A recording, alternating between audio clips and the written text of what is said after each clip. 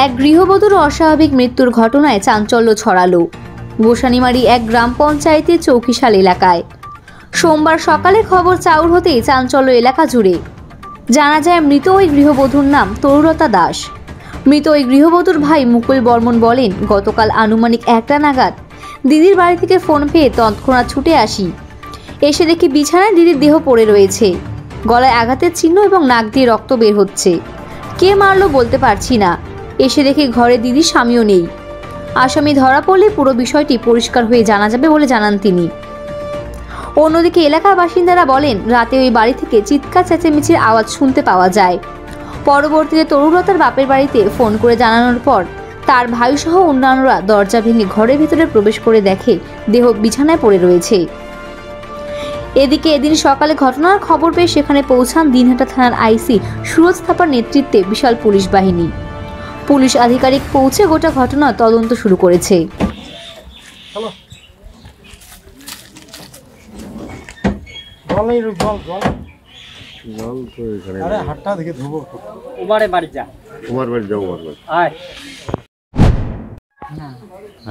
কখন শুনতে পেলেন এই ঘটনা?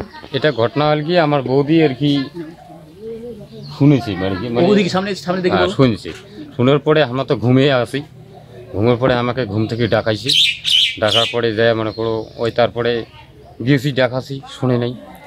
তারপরে এখন আমরা কই বলে ওর ভাই আসলো, ওর বাবা আছে, বলে ডাক টাক দিয়ে সবাইগুলো ভয় লাগে আমার। সবাইগুলো যায় কি অবস্থায় দেখলেন বাড়িতে? যায় দেখি যে ওই যে মারা গেছে, এইটাই খালি দেখছি। বিছানায় শুয়েছিল? হ্যাঁ, শুয়েছিল। বাড়িতে তখন কে কে ছিল? ওটা তো বাড়িতে কেউ ছিল না। ওনার পরিবারে কে কে আছে? ওর পরিবারে মানে কেউ ছিল না।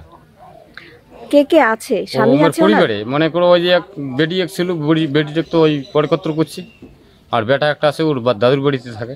এই স্বামী নেই? কার স্বামী? স্বামী আছে তো। কোথায় আছে এখন? স্বামী কোথায় আছে আমরা তো জানি না। 1টার দিকে এখান থেকে ফোন যায় আমার ভাগ্নের মোবাইলে। ভাগ্নে তখন আমার বাবাকে বলে যে ওখানে সিরিয়াস ফোন আসছে, যাওয়া লাগে। তা আমি বিছানা থেকে উঠলাম, ঘুমিয়েছিলাম। উঠে তারপরে আমি বললাম আমি যাই, বাবা থাই। তারপরে আমার কাকার এক ছেলে আছে, ওকে নিয়ে এখানে আসছি। আসার পরে দেখি দিদি আমার ওখানে বিছানায় আছে, মানে এখানে স্পট আছে, মানে গালায় দাগ আছে, আর নাকে রক্ত আছে। আর এই বিছানায় মানে নিচে দেখা যায় মাটি মানে ফাটা আছে, মানে এই বিছানায়ও জুজে হয়েছিল অবস্থা। ওই বিছানায় যে মানে একদম মার্ডার হয়েছিল আর কি, ওরকম। এখন একাই মারলো কে দুজন মারলো জানি না।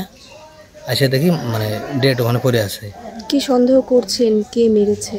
এখন সন্দেহ এখন কি করি, এখন সেটা তো আমরা থাকি ওখানে, সন্দেহ করার আর কি। এখন আসামিকে ধরলে সব কিছু বোঝা যাবে।